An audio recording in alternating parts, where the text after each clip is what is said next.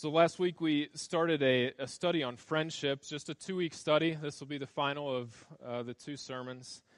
And judging from the responses that we had after that sermon, at least that I've heard and Brandy's heard, the topic really hit a chord with this church for some reason. And one of the things that I'm talking about with these friendships, it's not just, what I'm trying to develop here is not just acquaintances. I'm not just talking about your neighbor that you've lived next to for years and years and know really well. And I'm not really even just talking about friends as we loosely kind of throw around this term friend. Oh yeah, he's my friend, she's my friend. I'm talking about something so much deeper than that. Our church right here, our church family, if you look around, the majority of people in this room today, I'm confident of it. I wouldn't even hesitate to say this. If you are in a hard place, the majority of people in this room will literally take the shirt off their back and give it to you. And they will take it and they will suffer in your place and help you out when you're in a jam. And there's so much to be said about that. The friendship that I'm talking about that last week and even this week, it certainly includes that, right? But it goes beyond that. It's much more than just loving one another in a way that is sacrificial. The friendship that I'm talking about goes deeper. It's not just I'm in a bind and this is the first person that I'm always going to call when I'm in a bind. It's not just getting together for dinner every once in a while. The friendship that I'm advocating for in these sermons is what I would call an unguarded friendship, a completely vulnerable friendship. This is a friendship characterized by all the walls being down. There's no barriers between you and the other person. This is a friendship where you can totally be yourself. This is a friendship where you're totally vulnerable. This is a friendship that confesses sins to one another. This is a friendship where your friends can potentially know your heart at times better than you know yourself. These are friends that speak truth and love. These are friends that walk with you through life's difficulties in a very real, in a very meaningful way. These are friends that you listen to. Even if you don't agree with them, you still listen to them, and you respect them for having the courage to say the difficult thing to you. C.S. Lewis talks about this type of friendship in his book, The Four Loves, and he says, in a perfect friendship, this love is often so great and so firmly based that each member of the circle of friends in his secret heart is humbled before all the rest. And sometimes he wonders what he is doing there among his betters. He is lucky beyond all desert to be in such company. And this friendship is marked by a certain anatomy. There's an anatomy that your friends should have. And friends have a certain kind of mouth, they have a certain kind of hands, feet, and they have a certain kind of heart. The anatomy of a friend has a certain kind of mouth. A true friend has a mouth that doesn't gossip. They don't talk about you behind your back. A friend has a certain kind of hands. They're gentle, they're caring hands. And sometimes they're hands that scar and leave pain. Friends have a certain kind of feet. A true friend will never lead you into sin. When you think about your anatomy of your friends, do your friends take you to places that you know you shouldn't go? They have a certain kind of feet. Your friends have a certain kind of heart. And their heart is to know the Lord Jesus Christ. And they have a heart that is geared to bringing you more and more into the image of God, more and more into who God created you to be. And so there's an anatomy of friends. But ultimately, this type of friendship is marked by vulnerable and godly trust. Not just, I trust you kind of trust, but trust that is vulnerable, trust that has been risked on friendship, and trust that has been proven over time. Probably one of the worst things I've ever heard one person say about another person is that I wouldn't trust that person as far as I could throw them. Right? You ever heard this term before? That is not a good phrase about friendship at all. But trust, it gets to the heart of what true friendship really is. It's saturated in trust.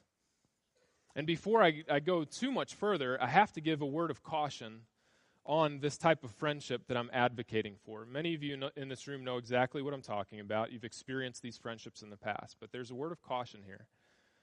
There's a real danger when you experience the type of friendship that Proverbs talks about, the type of friendship we're going to see in the Gospel of John this morning. In fact, you can turn to chapter 13, that passage that Seth read for us. We'll start there, but there's a real danger in these friendships, these real true friendships, that you can develop an inner ring of friends. The danger and the caution in these type of friends is that you can be so close and intimately connected with another person that eventually you develop a pride of friendship. You have this circle of friends that nobody else is allowed to come into. Nobody else knows you this deep, and you don't even open it up to anybody else. And so there's a caution behind this. If you grow in these types of friendships, you have to watch out for pride. It'll creep in there, absolutely. And before long, that friendship will actually turn into what you do not like about other people and other friendships. It's an elitism. C.S. Lewis would call it the inner circle. And, you know, many of you guys have seen the movie The Fockers, Meet the Fockers. Remember the circle of trust, right? And somebody in the family is usually in the circle of trust, and there's people that are outside the circle of trust. About half of you are following along with me. C.S. Lewis says, men who have real friends are less easy to manage or get at. All right? The thing to consider is that true friends can stand above authority. People with true friends are less easy to manage, and they're harder to get at. They're harder for good authorities to correct or for bad authorities to corrupt. And so you really have to caution, you have to be aware of pride in friendships that they can emerge, and you have to ask God for the wisdom to identify those times so that you can break that pride and open up your life and your friendships to other people in a very meaningful way. But again, our culture just doesn't understand this kind of friendship. We're not people that dive in deeply at this level. And many will acknowledge that Jesus is the greatest friend that they ever need, right? I don't need this kind of friendship in my life. I don't need this kind of vulnerability because I have Jesus. Well, let's look at the life of Jesus today. What did Jesus' life display about his friendships? You know, in the Gospels, Jesus had 70 followers, 70 disciples that followed him, his group of 70. And inside that group of 70, he had 12. These are the disciples, these are the apostles, the founders of the church. Inside that group of 12, there was a smaller group. There was three. There was Peter, James, and John as part of that group. And there was more intimacy with those three than there was with the 12. And inside that circle of three, there was one guy, the beloved disciple. And he was closer to Jesus, and he knew Jesus' heart better than anybody else knew it. Now, if Jesus needed a true friend like the beloved disciple, how much more do we need these types of friendships? The Son of God, who is perfect in every way, absolutely needed a close friend. And so do we in every single way. This morning, I want to show you Jesus' closest friend. The beloved disciple shows up 5 times in the Gospel of John. He is never named. We don't know who he is. Most of us conjecture. Almost every commentator will say it is John. It is the writer of the Gospel. And we're going to see 3 things about real friendships as we go through these texts. We're not going to look at all 5. We're just going to look at 3 of them. And Jesus is going to show us, he's going to define what a real friend does. And here's what a real friend does. The points are in your bulletin on the backside. Number 1, real friends, true, deep, meaningful friendships, real friends have access to your heart that others don't have. Real friends have access to your heart that others don't have. They go with you to dark places where others can't go. Real friends will go with you through dark places that others can't go. And number 3, real friends take you on a journey through life that others can't take. True, real, deep, meaningful friendship have access to your heart. They go with you to places. That's not a Dr. Seuss quote there. I know it sounds like it, but it's not. Number 3, they take you on a journey that others can't take. Number 1 in your outline in John 13, we're going to start in verse 21. Real friends have access to your heart. that others don't have. Look down at verse 21, and I'm going to read through verse 26. After saying these things, Jesus was troubled in his spirit, and that's a amazing phrase there for the Son of God to be troubled in his spirit. Great testimony to his humanity. And he testified, "Truly, truly, I say to you, one of you will betray me." The disciples looked around, uncertain of whom he spoke. One of his disciples, whom Jesus loved, was reclining at the table at Jesus' side. And so Simon Peter motioned to him to ask Jesus of whom he was speaking. So that disciple, leaning back against Jesus, said to him, "Lord, who is it?" Jesus answered, "It is the one who I will give this morsel of bread when I have dipped it." And so when he had dipped the morsel, he gave it to Judas, the son of Simon Iscariot. Then after he had taken the morsel, interesting here, verse 27, Satan entered into him. And Jesus said to him, "Whatever you are going to do, do it quickly." Now, verse 22, Jesus says, somebody is going to betray me in this group here today in the upper room discourse. All that's there is the 12 disciples. Verse 22 says the disciples were uncertain of whom he spoke. And most translations will have uncertain there. A couple of your translations will not have just one word, uncertain. There's a couple big translations that will have two words. The Net Bible translation, it says this, that the disciples were worried and perplexed, not uncertain, but worried and perplexed. So you have two words for one concept. And it wasn't that the idea of the Greek behind this, it wasn't the idea that the disciples doubted what Jesus said. They knew what he said was true. Somebody was going to betray him. They were just shocked that that was the case, that that was going to happen. The group of 12 men that surrounded themselves with Jesus were close to him. They were in ministry with him. One of them was a crook. One of them had covered his tracks really well. He wasn't a true friend, even though he spent time with him like he was a true friend. There's a great principle about friendship in this verse. And principle number one is this: be careful about who your friends are. Be cautious about who you consider to be your friends. Sometimes it takes a lot of time to distinguish those two things, who our real friends are versus who our false friends are. And what John does is he's going to compare two people in this account. On one hand, we have Judas, right? He's the friend that fails. On the other hand, we have the beloved disciple, and we think that this beloved disciple is John. But we need a little cultural background to understand what's going on here. We're in the upper room discourse in John. This is a great section of Scripture. It goes really all the way from chapter 13 through 16, I believe 15 and 16 in the Gospel of John. And we know a little bit about how this upper room was probably set up at this time. Remember, in the first century in Israel, this area of the world had been dominated by Greeks and Romans for hundreds of years. And so the Greeks and the Romans brought in their customs, their traditions into Israel, and Israel adopted a lot of those Greek customs. When they surrounded themselves at the Last Supper, to eat the Last Supper with Jesus, they assembled on probably what was called a triclinium. And a triclinium is a Roman word. It means 3 couches, okay?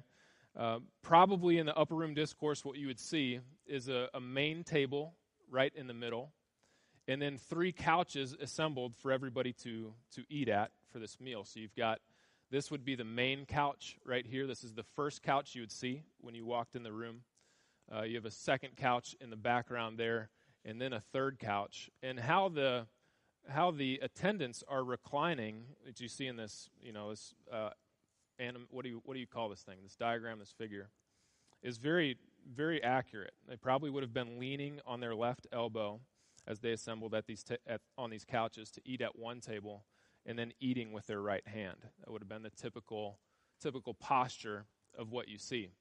Now, Roman culture, not only would this have been the case at this time in the first century, but they also had special places designated at the triclinium for the particular guests, okay? So the host, and scholars disagree with this to some extent, but we can be fairly accurate. It's not that much disagreement. Most people say the host is the most important person at this meal. The host was going to sit right here on the top edge of that first couch. This position right here would have been the position of second honor, the second most important position. And then the most important position, the most honorable position that you could take at a meal like this and sharing a very formal meal at this would have been right here. Because as you can see, this person is leaning in, their head is here for the conversation. And that person right there is sitting probably at the place of honor. He has the ability to talk to the host the closest, okay? And so this is probably just a real brief portrayal of what this might have looked like in the upper room discourse. Here's a great portrayal of the upper room in the Last Supper, right? This is Da Vinci's take on it. Very good painting, just not very accurate, all right? You guys seen the Da Vinci Code, you know that they're not supposed to have eyeballs.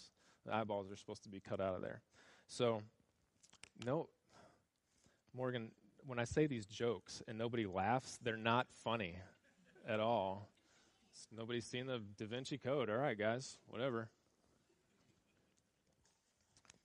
I want to compare Judas and the beloved disciple based on three things in this passage, okay? You're going to see location compared. You're going to see what they do is going to be compared to one another. And then finally, their heart. Number one is their location. Look at verse 23. The beloved disciple was reclining at Jesus' side. He was close to Jesus' heart. So we would say the beloved disciple is probably this one right here. And when he reclined, he was very close to the heart, to the physical heart and chest of Jesus. Judas was close enough, verse 26, if you go and read that. Judas was close enough so that Jesus could hand him a morsel of bread, dip it in the cup and hand it to him. We don't know specifically where he is sitting. So one is close to the heart, one is close to the hand. Number two is what they do. The beloved disciple asks something of Jesus. He says, "Who is it?" Judas takes something from Jesus. He takes the morsel of bread. Number three is the heart. The beloved disciple leans into Jesus' chest. He leans into his heart. Judas has Satan enter into his heart. And these two people cannot be more opposed to one another. When I was in high school and in college, I had a really good friend that was an older guy. It was actually a guy that I worked for. He was a boss at my company, worked at a golf course. His name was Paul Cicero, and Paul Cicero taught me the art of the heart-to-heart conversation. Right? I did a lot of really bad choices when I was in high school and college. You guys can learn from my mistakes in a lot of ways. But every once in a while, I would do something at work that I probably should have been fired for. And he would call me back into his office. He would just slowly, meticulously shut the door. He'd say, "Have a seat. We need to have a heart-to-heart conversation." And I never knew what a heart-to-heart conversation was, but it goes something like this. Where are you at in life? What is the path that you are on right now?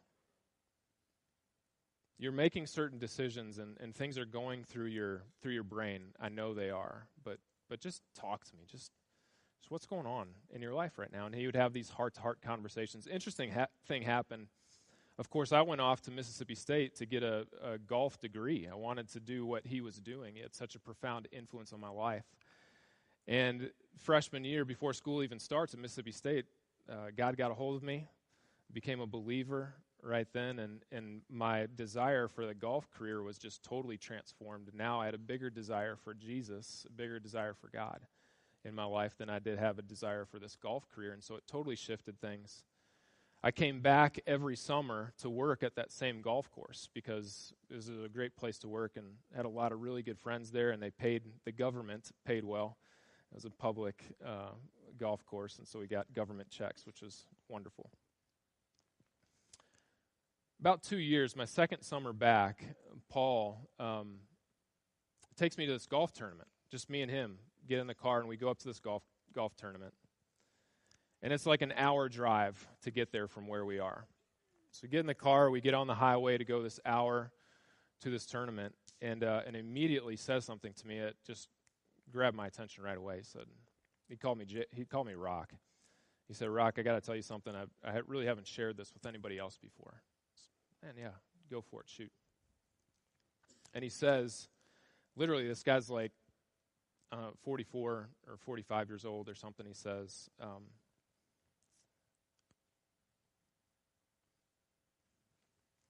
says, "Rock, I've been an alcoholic, a recovering alcoholic, for 20 years of my life." He said, I was addicted to drugs and alcohol. I shouldn't be married today. My wife has stuck with me. I've made so many bad decisions in my life. I've lost a lot of money based on my decisions. And so I don't know why I'm telling you this now, but I just want to let you know this is who I am. I've got an accountability partner that I call on a daily basis. Every morning, he's the first person I call. Are you still sober? Are you not? So, I'm still a punk at this time in college. And I'm like, man, okay, what do I say to this whole thing? But it was really interesting. I'd spent at least 6 years with this guy, worked with him almost on a daily basis. Probably spent more time with him than I even spent with my own dad. And in 6 years, he never opened up to me like that. Our friendship, our relationship was good. I mean, we knew each other well. Never opened up with me like that. And here's the interesting thing. When you look at the Gospel of John, Judas and John had the same amount of time with Jesus. But for some reason, John and Jesus opened up to one another more so than Judas ever did. It's an amazing parallel between these two things. Now, we don't know this for sure. This is all conjecture, okay? We don't know this for sure, but what most people suggest is that Jesus, as the host of the party, was probably sitting here. There's two options. He's either sitting right here or he's sitting right here. And Jesus is probably sitting here is what most accurate scholars think, because that's what I think.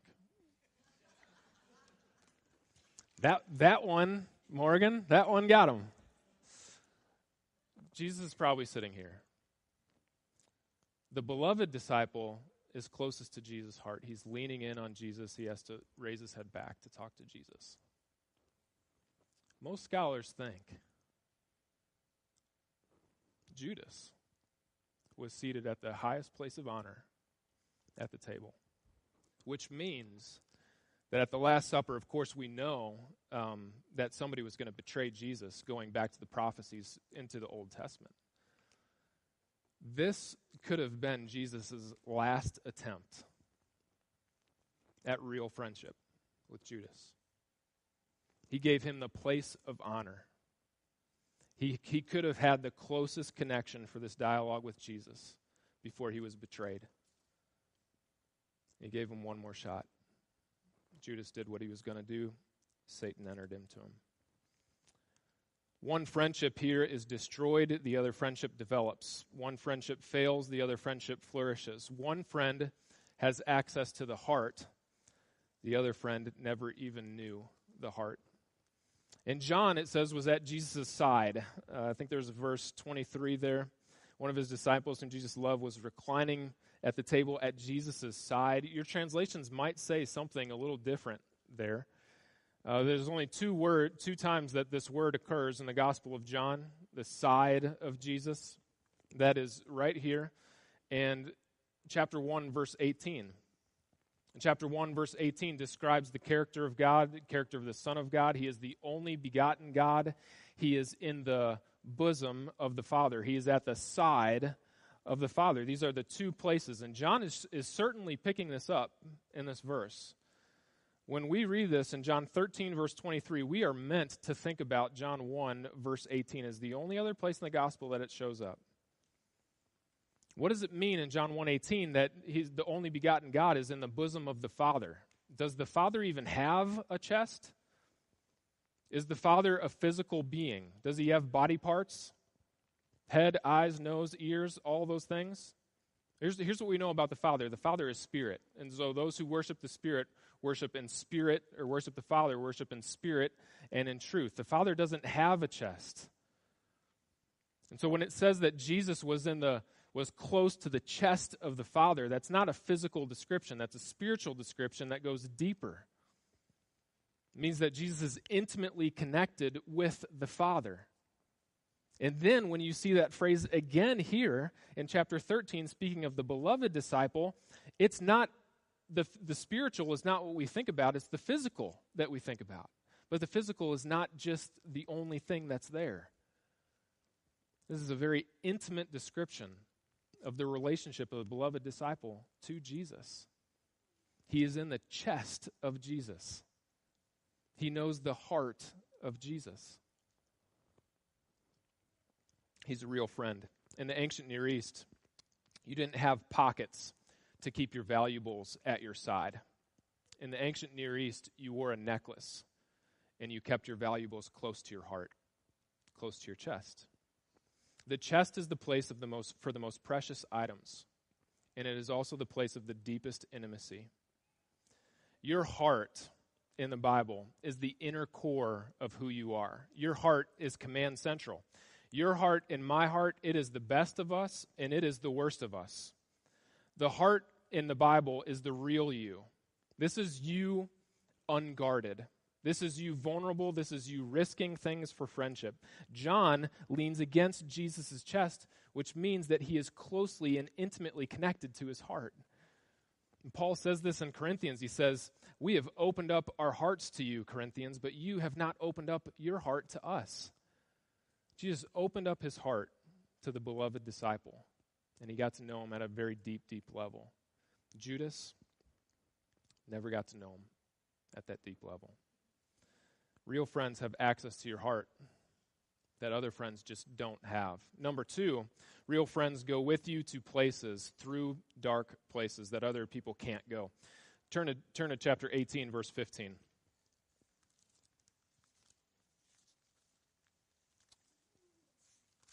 John 18, and we'll read 15 through 17 here.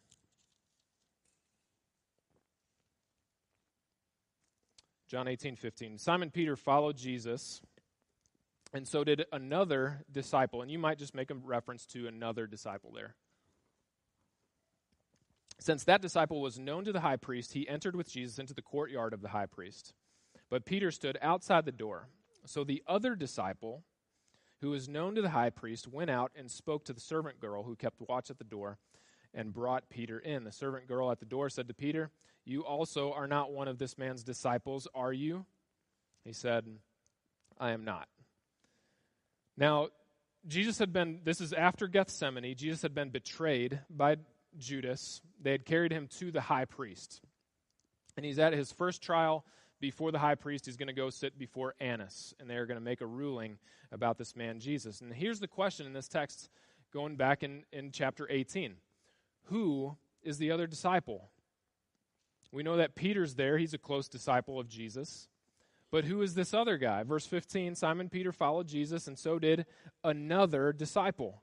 And the traditional view of this, it's almost universally accepted, is that this other disciple is John. This is the beloved disciple. We don't know for sure. Listen to Westcott. He says, "The reader cannot fail to identify this disciple with John because the other disciple," that terminology in Greek, is used to describe John 4 other times in this gospel. Leon Morris says, if this was John, it certainly would explain some of the particular knowledge that the evangelist had to record what he recorded in the Gospel of John. How did he know what was taking place in the court of the high priest? How did he know what was going on in these deep, intimate situations? Probably because he was there. It could have been John. Tom Constable says the strongest argument is that this unnamed disciple is John. We don't know for sure. It's not critical to put John in this place in the text, but it's a fair assumption, I think, to say that it is him. What I want you to see is this. This other disciple is a friend, a real friend of Jesus. And he goes even to a place where Peter can't go in his friendship with Jesus. He can go to a hard and difficult place in the trial of Jesus that other people can't go, which in this case is Peter. He has permission to stay with Jesus through suffering where others cannot stay in suffering. There's a great Hallmark quote for you. Goes something like this: real friends walk with you through hardship when the rest of the world walks out. Real friends walk with you through hardship when the rest of the world walks out. And so here's this disciple who comes along. Turn the page to chapter 19 and skip down to verse 25.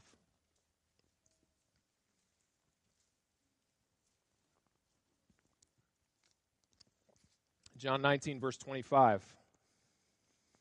But standing by the cross of Jesus were 4 women: his mother, his mother's sister, Mary, the wife of Clopas, and Mary Magdalene. When Jesus saw his mother and the disciple whom he loved standing nearby, he said to his mother, "Woman, behold your son."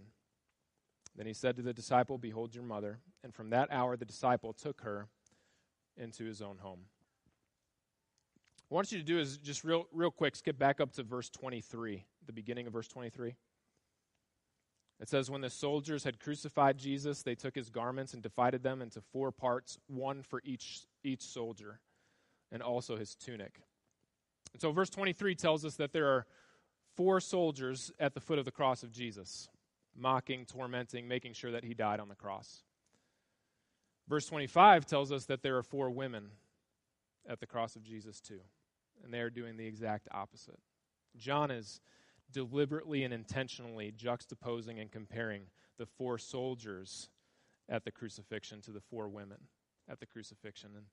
And this has nothing to do with really the beloved disciple at all, but all I wanted to say is that in Scripture you do not have to look hard to see the value that God places on women, right? Here's these women that come alongside Jesus at his most desperate hour, and they are there for him. And they're compared to his mockers and his torturers. Lord of the Rings quote, bear with me. Gandalf tells Frodo that on this journey he goes on, he has to take friends, and he has to take friends that he can trust. And here's what it says. But it doesn't seem that I can trust anyone, said Frodo. Sam looked unhappily at him. It all depends on what you want, put in Mary. You can trust us to stick to you through thick and thin, to the bitter end. You can trust us to keep any secret of yours closer than you keep it yourself, but you cannot trust us to let you face trouble alone and to go off without a word. We are your friends, Frodo. Anyway, there it is. We know a good deal about the ring. We are horribly afraid, but we are coming with you, or we're going to follow you like hounds. Think about this. Think about the scene at the cross for a second. You have these women standing at the side of Jesus, at the side of the crucifixion, which is unbelievable. But women at that time, to be seen in public, was even a disgrace for them. So it's not surprising that the women would be there, looking upon Jesus, supporting Jesus, even in his desperate hour. But then you have John, the beloved disciple. The beloved disciple is the only man among all of the 12 that is there at the foot of the cross with Jesus. And John, standing with a dying criminal that Rome had set up to be shamed before everybody else in public, would have brought great shame upon him. For the beloved disciple to be there at this moment was a total shift in his identity. He didn't care anymore what society thought about him. He didn't care that society shamed him. For him, the bigger honor was to be there with his friend. And so he chose that aspect. He took on shame, which at the end of the day was what truly honored God anyway. One man has said that false friends are like shadows. They stay close to us when we walk in the sunshine, but they leave us when we walk in the shade. But real friends, stick to you when trouble comes. John, the beloved disciple, is with Jesus the whole time. The whole time at the cross. Real friends have access to your heart that other people do not have. Real friends go with you to dark places. that other people cannot go. Number 3 in your outline. Real friends take you on a journey through life that other people cannot take. Last Tolkien illustration for you for a while. I'll put them on the shelf, perhaps. We've been reading The Hobbit at our house, and Hobbit's a really great book. We're just getting to the end of The Hobbit right now. And there's this scene at the end of The Hobbit where Thorin Oakenshield is dying. He's giving his dying breaths. And he calls for Bilbo. He calls for this hobbit to come to his side at his dying breath. And so Gandalf gets him. And they have this conversation at the end of the book, and it goes something like this. Thorin Oakenshield says, "Farewell, good thief," he said. "I go now to the halls of waiting to sit beside my fathers until the world is renewed. Since I leave now all gold and silver and go where it is of little worth, I wish..."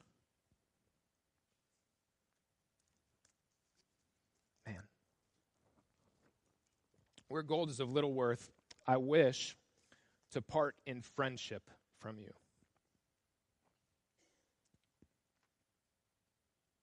And then he says, it's hard to get the context of this, and he says, "I would take back my words and deeds that I said to you at the gate," it's kind of developed into a bigger picture. It's a really good picture. So Bilbo hears this. He kneels down on one knee, and he is filled with sorrow.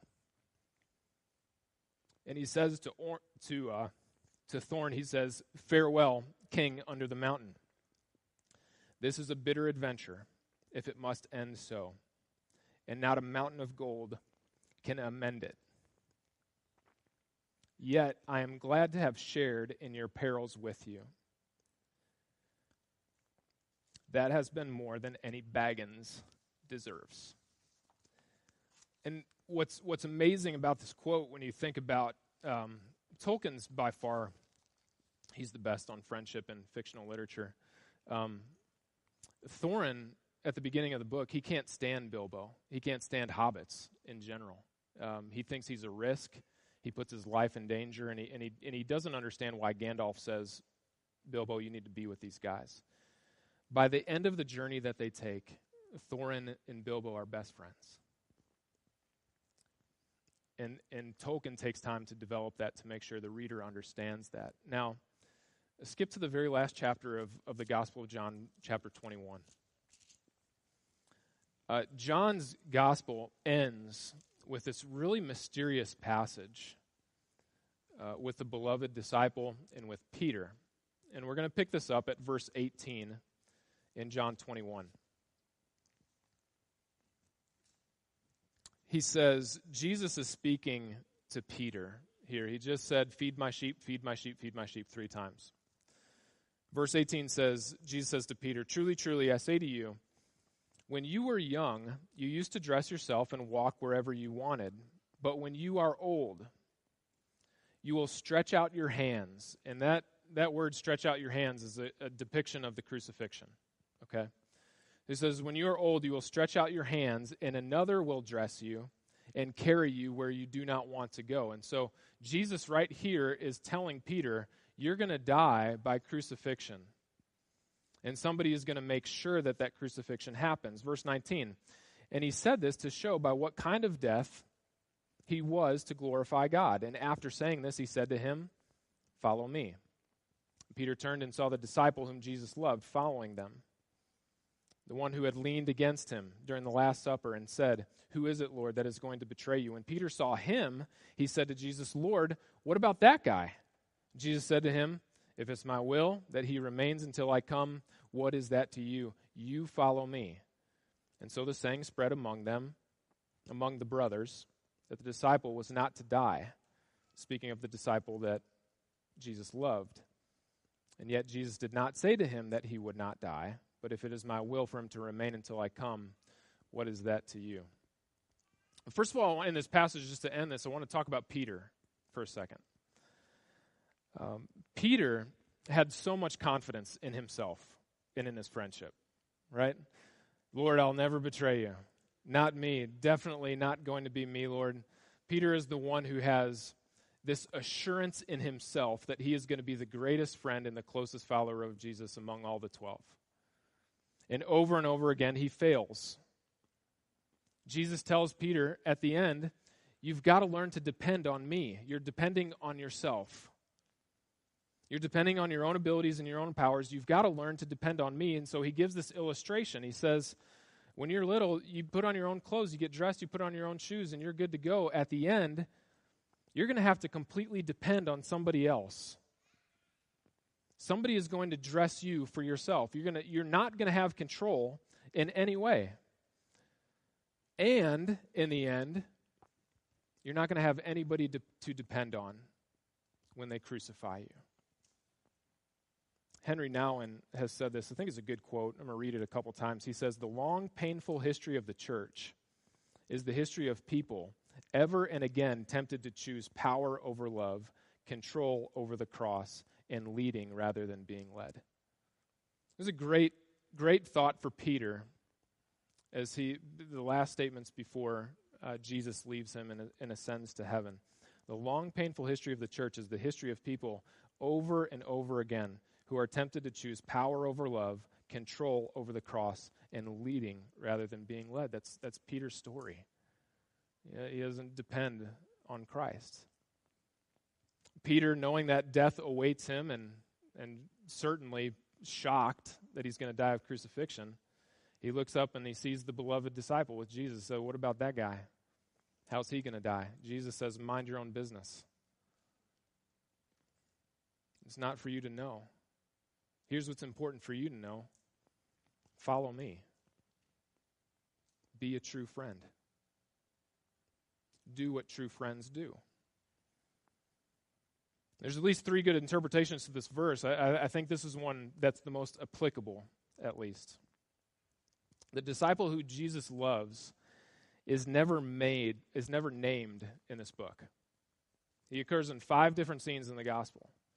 Never ever is the disciple who Jesus loved named. It just says the beloved disciple or the disciple who Jesus loved. We don't know. We speculate. We're supposed to speculate on who the disciple who Jesus loved actually is. And he's a true person.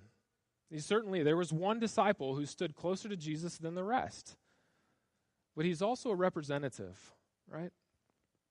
The disciple whom Jesus loved is a representative for us as disciples of Jesus. That we would be regarded as disciples that Jesus loves. And so every time we see in the Gospel of John, the beloved disciple, the disciple whom Jesus loved, we're asking, who is it, who is it, who is it? Ideally, we read ourselves into the context and we say, that's the one that I want to be. All right. I want to be with Jesus through thick and thin. I want to go to dark places that no other person goes to Jesus with. I want to lean into his chest when no other person leans into his chest. I want to have the heartbeat of my friend when no other person has the heartbeat of my friend. This is why he's never named. It's supposed to be us. This is the task. This is our friendship with Jesus. The disciple who loves Jesus is never named. He's probably the disciple who's not named in John 1. He's probably the disciple at John 13 at the Last Supper. He's probably the disciple that goes into the courtyard. He's probably the disciple that is there at the foot of the cross the whole time. And he's probably this disciple who's there at the end after Jesus is resurrected and about to ascend to the Father. And we all have this tendency as followers of Christ, right? It's a sinful tendency. We can't get rid of it because we are fallible and we are sinful, to compare ourselves to other people, right? When Peter comes along, Jesus says, man, you're going to die a horrible death. You got to learn to depend on me in this deal because you're not going to have anybody to depend on.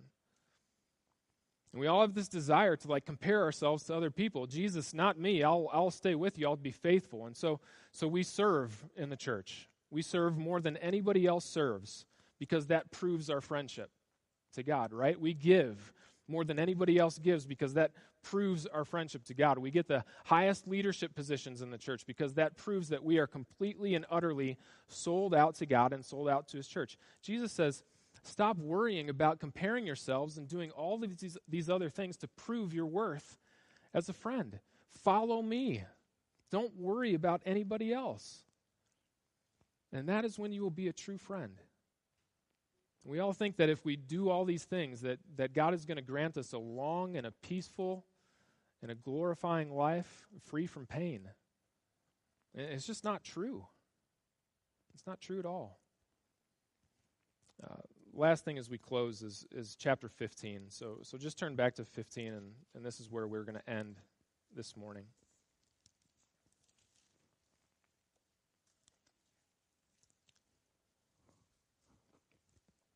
First point of application is that true friendship is based on what you can give, not on what you can get. True friends and true friendships are based on what they give, not what they get. Look at John 15, verse 14. Here's a great statement for friends, right? Jesus says to his disciples, "You are my friends if you do what I command you." Jenny, you're my friend as long as you do what I ask you to do, what I tell you to do, right? Yeah, right? My wife is my best friend, Ken, as long as she does what I command her to do. It's been a while since I've heard from you, Ken. I appreciate that. What kind of friendship is this, right? Totally the reciprocal friendship. I'll be your friend as long as you do what I want you to do. Is that what Jesus is saying in this passage? Is friendship contingent on obedience? In this passage, I don't think that's what Jesus is saying at all. But he is saying the same thing in John chapter 15 that he said to Peter in John chapter 21. Jesus completely redefines all of history in John chapter 15 based on one concept, and that one concept is friendship. He redefines all of history based on friendship. And he says to the disciples, he says, "I am your ultimate friend.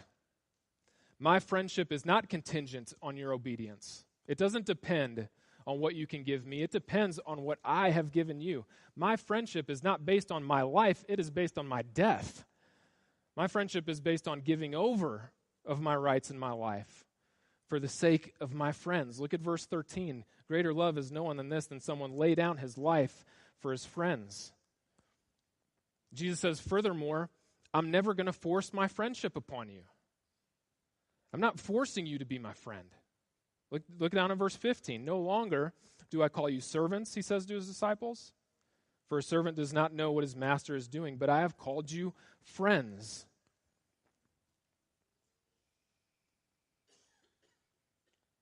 Jesus' friendship is offered to the best kind of person and to the worst kind of person. His friendship will meet your deepest needs, and if you allow him to, his friendship will meet your deepest desires. You just don't know what those desires are. And his truest and closest friends not only know that and believe that, but they demonstrate that with their deepest loyalty to his friendship. His truest and deepest friends know all of that is true, and so they demonstrate it with loyalty, a complete trust in his friendship. Jesus' true friends, they will listen, they will follow, and they will obey. But all of his truest friends, every single one of them, including this guy who's standing up here and talking to you right now, every true friend of Jesus will ultimately fail to be a true friend. All of us will fail to be a friend of Jesus. Because all of us at some point in time are not going to do verse 13, verse 14, what I command you. Jesus says, my friendship is not based on your failure. You're going to fail me as a true friend. You can't earn my friendship. My friendship doesn't come with strings attached.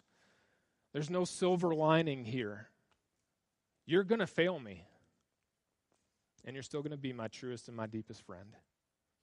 Because I have chosen to forgive you already for what you've done.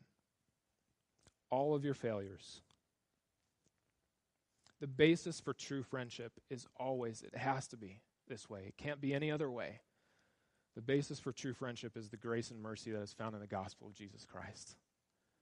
And if your friendships don't have that aspect of grace and mercy, if you know going into this that your friends aren't going to fail you, that is not a friend. You're going to let down your friends. And all of us as friends of Jesus are going to let him down. He says it doesn't matter how much you let me down, right? It doesn't matter how much you fail me. I am telling you, you are my friend. It's not based on you. Here's everything you need to know. I've laid down my life for my friends. Because true friendship is not based on what you can get. It is based on what you can give. Number 2, true friendships are created by God, not us. True friendships are created by God, not us. Look down at verse 16. Jesus says to his disciples, "You did not choose me, but I chose you. And I appointed you that you should go and bear fruit, and that your fruit should abide, so that whatever you ask my Father in my name, he may give it to you." You ever think about how really good friends come into your life? You ever say, "Hey, I'm going to move to Whitewater, Kansas, and I'm going to meet a really good friend." And so you go out and you look for a true friend, and eventually you find nobody says that, right? You go in, you do situations, you find yourself in context of life, and the true friends, they come. You don't go looking for them; they appear. They're manifested as true friends. Even in romance, when we think about our spouses being our true friend, it's not that we did anything to go find our true friend of our spouse. It's that Cupid launched his arrow. And he nailed me. And this person's been in front of me the whole time, and now I'm desperately in love with them, right? In our family, you won't find true love on your own accord. You will find true love when mom and dad point out true love to you. And we will arrange marriages. You ever think about that? True friends, nobody goes out and looks for a true friend. You find true friends. You make them. They're discovered. Here's what C.S. Lewis says. He says, "Friendships, being free of all of that, we think we have chosen our peers.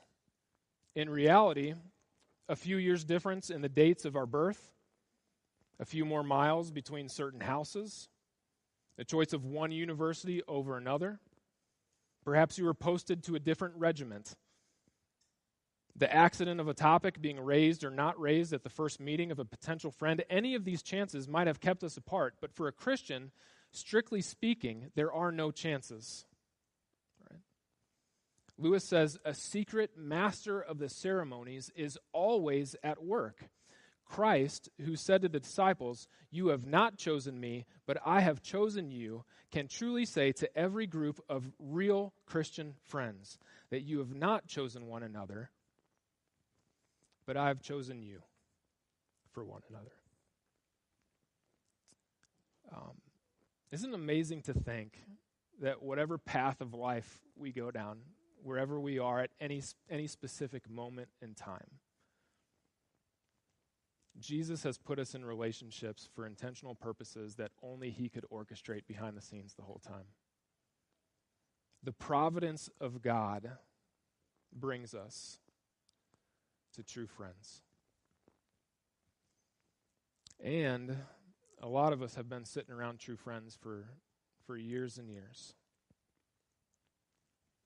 But we've never taken the risk to take that friendship deeper. We've never asked ourselves if it's providence that this person is in my life right now to be a true friend. What I'm advocating this morning is courageous friendship. Instead of being so afraid to let your walls down and to reveal who you truly are, have the courage to find a true friend. Be a courageous friend. Let's pray.